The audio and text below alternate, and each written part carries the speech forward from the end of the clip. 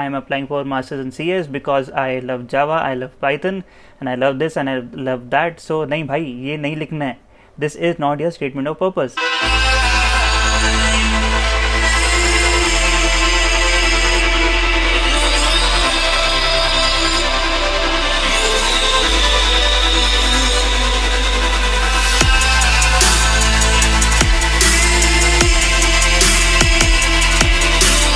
Statement of purpose is the most misunderstood thing out there right now. Anyone who is applying to masters or PhD abroad, he or she really doesn't know what statement of purpose is. And trust me, universities pay a lot of 60 to 70% of your application based solely on a statement of purpose. So let us talk about an example. Like for example, I've seen a lot of SOPs written like people usually go like, hey, I am applying for masters in CS because I love Java, I love Python, and I love this and I love that. So नहीं भाई, ये नहीं लिखना है. This is not your statement of purpose.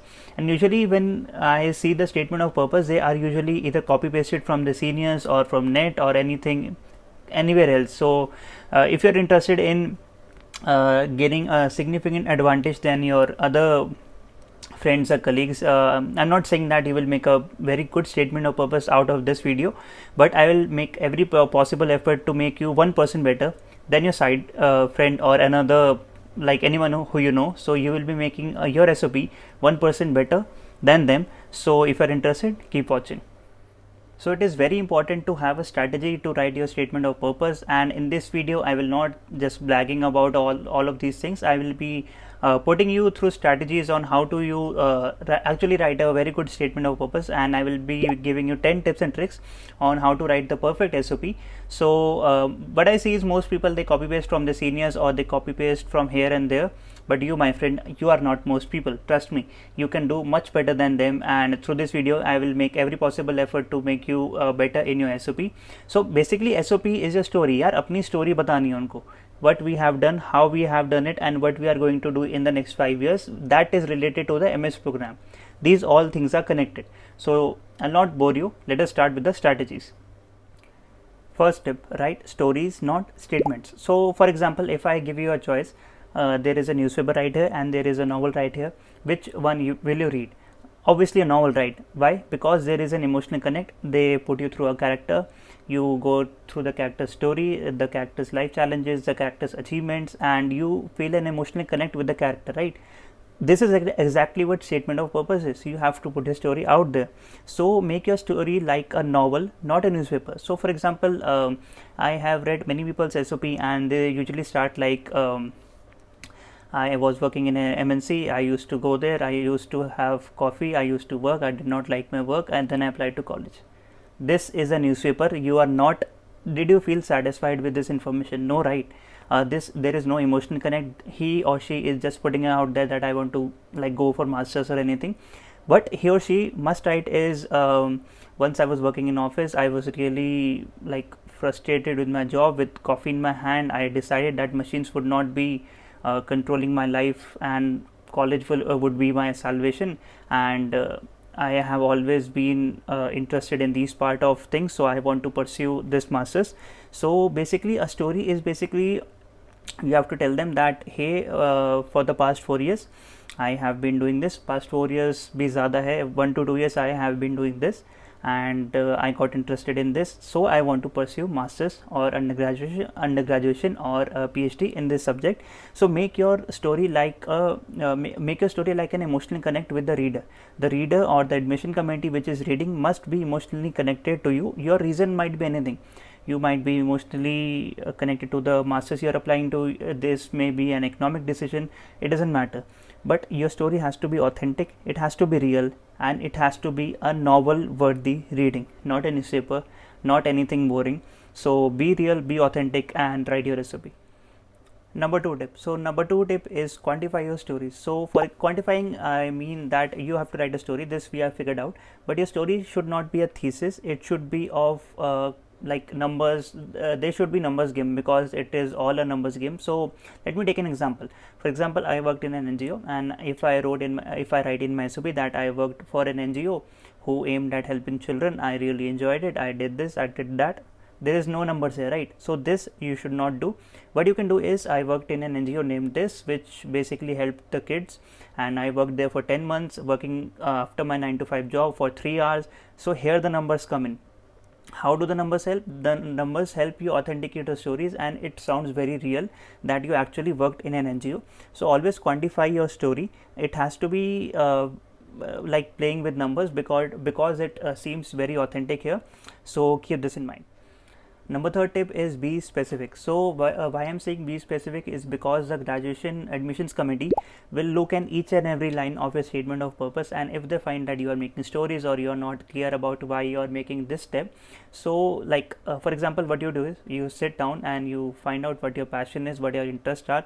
It does not have to be 100%. Even if you are 5% interested in something, that might be the right choice to pursue your MS, because no one is clear in life that what they want to do 100%. No one is clear. So be specific in here. You do not just write that I love Python or I love Java, so I'm going for MS in CS. You have to find the reason of why.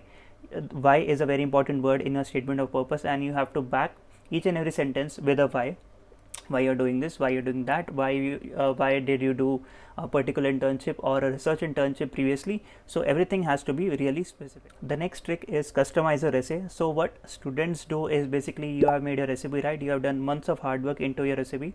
Now when applying to a university, what you do is you basically change the name of the university and the name of the professors which influenced you to make your decision to the university.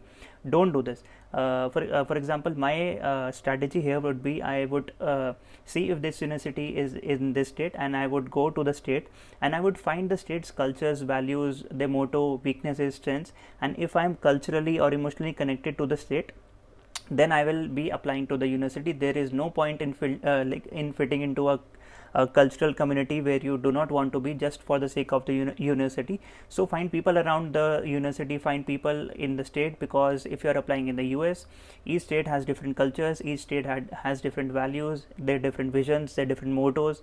So always research for them, then apply to the university. Do not just customize the 2 lines and apply to them. There is no point in doing that.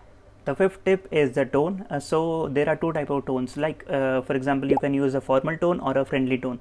Like many people argue that you should use a formal tone because you are like talking to the military or the lieutenant of the military, or you should use a friendly tone because you want to display a friendly character of you, or you want to display a sense of humor. So which approach is right? Neither of them. You have to use both these approaches in a very similar way. For example, if you are talking to a dean of a university, you would not say, और भाई कैसा है, सब ठीक है ना, ऐसे नहीं बोलोगे ना. So you will be using a formal tone, but with a sense of humor and a slight bit of fun or uniqueness you can use. And do not go into the sense of humor part too much, because you are applying for a graduate degree. You are not impressing them with your sense of humor.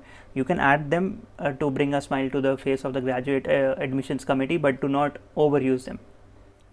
The next step is, how do we portray ourselves indirectly? So we have already talked about and agreed upon that we are not writing I am good in this, I am good in that is why I am pursuing this. We are not writing this. So how do you display yourself indirectly? So basically my strategy would be, for example, if a person is going to study mechanical engineering and he or she writes a story that when I was 9 years or 10 years old, my grandfather was a mechanic and he always used to repair cars, and I would be always in the garage with him. After he died, he left the whole garage with me, and I used to spend a lot of time there and used to fix my own bicycles and cars. And there was a turning point in my life, and I wanted to pursue mechanical engineering because of my passion. So you see here, you are not directly telling them that you want to be a mechanical engineer, but you are indirectly telling them through your story that you want to be a mechanical engineer. So this is how you indirectly portray your story. The next step is, don't create stories, just be yourself. So for example, if you do not have a life-changing experience in your life, or a certain thing that in the previous example I told you, a mechanical engineer one, if you do not have these stories, do not write them, just be normal there, because the graduate admissions committee are expert psychologists. They can, like, in a single glance, they can talk that if the person is telling the truth or the lie, and it will badly hurt your chances of getting into the university. So don't create stories, just be yourself. If you do not have any story which is worth life changing, write normal stories. There is no point in creating stories just to get an admission. The eighth tip is focus on your weaknesses. So you do not have to like focus much, like you do not have to put in 10 to 15 weaknesses. So for example, if you have a personal loss, if you are not good in studies right now but you have improved them and your grades have improved, so you can use it as a weakness. You can show them that, hey, I had this weakness, I worked on it and it worked out pretty well for me. So they are basically they are not, you are not trying to boast yourself out there. You are not just showing that I can do this, I can do that. You are also showing them your weaknesses, that you had weaknesses, you overcame them and you did it pretty well. So this is what your weaknesses in your SOP come, and this displays a great great person, and they see that he or she has a great personality. The ninth tip is ask your friends and family, and I know it seems a very bad idea because they might not be knowing each and every part of the SOP, but you're not there with the SOP part. You are with them to like remind you of your stories, learn a new perspective from them, because when you are with a new person or a friend or a family member, they give you new perspective of you, which you can put it as a story in your SOP, or they can also tell you more stories about your childhood, what you did and how did you do that. So these all are stories, and these all can come from friends as well as families, and they must be close to you to actually tell these stories. So yeah, ask them. The last tip which I would give you is ask your professors. Why professors? Because when the professors are in a graduate committee, they also look for some traits or basic personalities in an applicant, and you can always ask them for advice that, hey, what do you look in an applicant coming for this degree, coming for this degree? So their advice would be invaluable. So this is it for the video, guys, and I really hope you liked the video and you get a very good insight on how to make a very good statement of purpose. And if you have any doubts, you can contact me on my social media handles or check out my ebook. My ebook named Everything You Need to Know About Statement of Purpose is live on the Amazon KDP platform, and it is absolutely free, so go check it out. And apart from these 10 tips, I have also covered a lot of things in the ebook, so do check it out and let me know in the comment section how do you like it.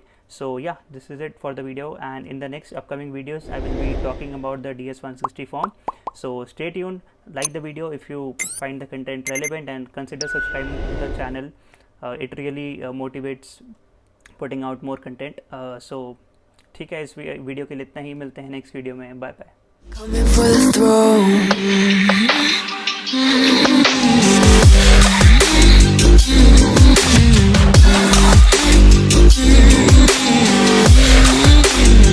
So you wanna be my enemy? You should've known I'd never kiss the rain. Ice runs in